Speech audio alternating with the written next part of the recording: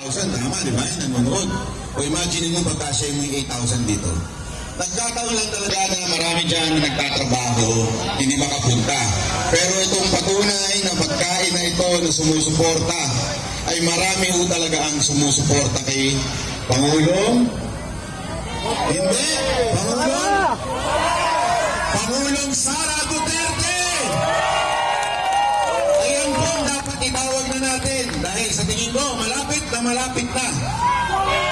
Hula ko lang yun ha, wala akong pagbabanta dito ha, hula lang yun ha. Alam mo naman minsan naghuhula tayo eh. Malay nyo, malapit na po na maging Pangulo ang ating VP Sara. Kasi sabi nga, di ba, ng Biblia, ang 1,000 araw ay isang araw lang. So, ibig sabihin, malapit na kasi 2028. Nililinaw ko lang din sa mga abogadong nanonood dyan. Alam mo naman ngayon, usong-uso ang walang Di para sa Vice Presidente! Tapos gagamitin nyo? Kung hindi naman kayo mga hindot. Hindot tayo, di ba? Yun ang anti-terror law, yun ang espiritu ng batas na yun para sa mga terorista. Kanino nyo ginamit?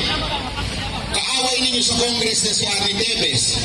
Ngayon, gagamitin nyo kay VP Sara Duterte. Dahil alam ninyo, pwedeng takpin. Kaya nga ako'y nananawagan sa ating mga kababayan. Tandaan po natin ito. Ito po ay nasa ilalim ng ating konstitusyon. Article 3, Bill of Rights. Karapatan natin na magsalita at magbigay ng pahayag. Karapatan natin magtipon-tipon para idain. So ito na yung oras na yun. Para kayo ay lumabas at magsalita at ipahayag ang iyan ng ating pinuno na si dating Pangulong Duterte. Wala po siya kahit kailan sinabi magrebelde sa gobyernong ito. Isa lang ang sinasabi niya, ipahayag natin ang ating saloobin na tama na, sobra na, palitan na. Kaya mga kababayan, ayun, galing si Kuya. Ayun! Gusto mo dito? Pwede naman. Yun lamang po, gusto ko lang sabihin po sa ating mga kababayan kasi marami ako nakikita dyan na matatapang, sinasabi nila, ganito, huwag nyo lang gagawin yan. Ako, huwag nyo yung mga kababayan, huwag na po natin antayin yun. Ako nga, nadudurog yung puso ko pagka nakikita si VP Sara Duterte na tinatarantado ng gobyerno to. Silang sa inyo, di ba nalulungkot? Nung isang kernel dyan, nasasaraduhan siya ng pinto. Tapos, nung sinabi nila na tinulak lang daw ng commander na nagbabantay kay VP Sara Duterte, kinasuhan nila. Pag tinignan nyo yung video, walang tinulak doon. Tinabig lang ng ganun kasi nga naman, nakaharang po siya. At yun po ang trabaho. Ang hindi ko maintindihan, bakit si Browner hindi man lang pinagtanggol? Yun yung kanyang mga sundalo. Pwede niya naman panindigan yun eh. They're just doing their job to protect the Vice President. No matter kung sino yung pulis na yun. Ang trabaho ng mga nagbabantay kay VP Sara Duterte, kahit sino pa yan, kahit nga ng panahon ni Pangulong Duterte, dahil sa sobrang sikat ni Pangulong Duterte, kahit congressman, kahit senador, kahit sino pa, hahawiin ka talaga. Kasama yun eh. Hindi dahil sa hindi nagtitiwala sa'yo, pero kasama yun sa trabaho nila. Eh ngayon, hindi ko naman sa nilalang po itong kernel na ito ha. Pero kitang-kita naman natin yung ginagawa niya kay VP Sara Duterte. Itinabig lang siya ng ganitong kaperaso. Kinasuhan na. Sana naman, mawalang galang na po AFP Chief. Ipagtanggol niyo naman yung mga tao ninyo. Ipaglaban nyo naman sila. Huwag po kayong sunod-sunuran kay Marbil. Ano to? Si Marbil na ba ang presidente ngayon? O baka naman ngayon nag-utos lang kay Marbil na isa sa mga dahilan na posible kung bakit siya gustong ma-eliminate o mawala sa gobyerno ay dahil para pumalit yung mapipili ni Pangulong Marcos. At yan po ay maaaring mga senador o di kaya kongresista.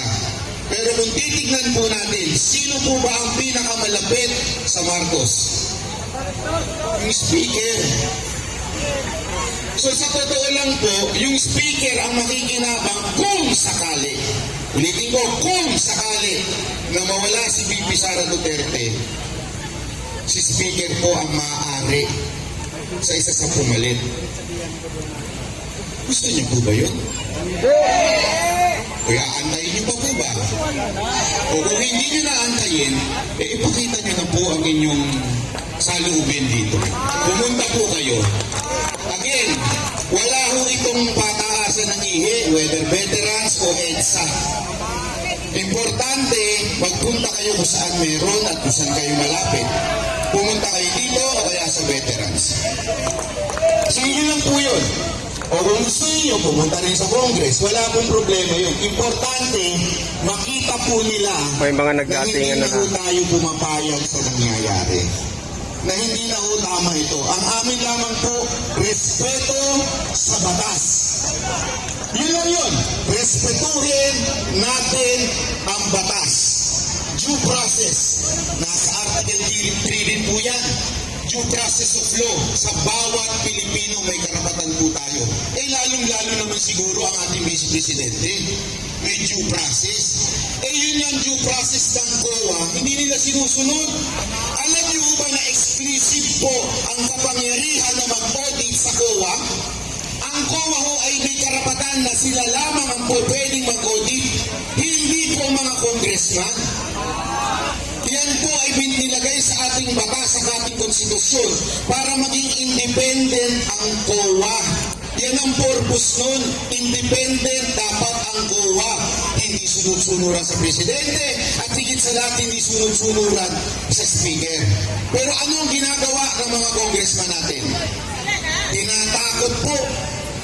Paano yun? Pag hindi tama ang sagot at hindi sa tingin nila ay tama, ay iko-content nila po ito. Di ba po? Kaya dyan pa lang nakikita ninyo that there is no due process of law. Dahil hindi na nila sinusunod yung karapatan ng COA na maging independent. Sana mga kababayan, makita ho natin ito. Huwag niyo na hong antayin na kayo ang susunod na maging biktima ng walang due process. Tandaan ninyo, noon pa lang ang mga vloggers nagsasalita na kay Bandag. Naalala niyo noon? Sumunod si Tevez. Walang due process of law. Sumunod ang KOJC. Wala ring due process of law. Ngayon ang Vice Presidente na. Hanggang kailan? Hanggang kailan mawawala ito sa Pilipinas? Hanggang hindi kayo nagsasalita. Hanggang hindi kayo pumapalag at sasabihin ninyong mali na ito. At higit sa lahat sa ating mga kapulisan at kasundaluhan, nananawagan po ako sa inyo, mapayapa po ang tao na naandito. Wala pong ginagawang masama, nire-respeto ang batas, nire-respeto ito yung parte ng ating batas na magtipon-tipon. Karapatan po namin ito na manawagan din sa inyo. Please protect the Constitution. Yun lang po yun. Protect the due process of law in our land. Yun po ang aming panawagan sa lahat ng mga uniform personnel. Kung sa tingin ninyo nasa tama pa at sumusunod pa ang batas, kayo na ho ang nakakaalam yan. Hindi po kami. Dahil kayo po mismo ang nasa loob. Sinusunod pa po ba yan? O verbal na lang ang utos sa inyo? Nasa kamay niyo na po yan. Sabi nga ni Tatay Digong, wala na sa kamay ng mga Duterte yan. Wala na sa kamay nating mamamayan yan. Nasa sa inyo na po yan. Ako po si Banan Bay, in behalf of all the Banateros, maraming salamat po. Wala po uuwi. Tuloy-tuloy na ho ito, ha? Okay? Maraming salamat. Sigaw naman yan, Duterte! Duterte! Duterte! Duterte! Thank you. Hello. Magandang gabi sa ating lahat. Maraming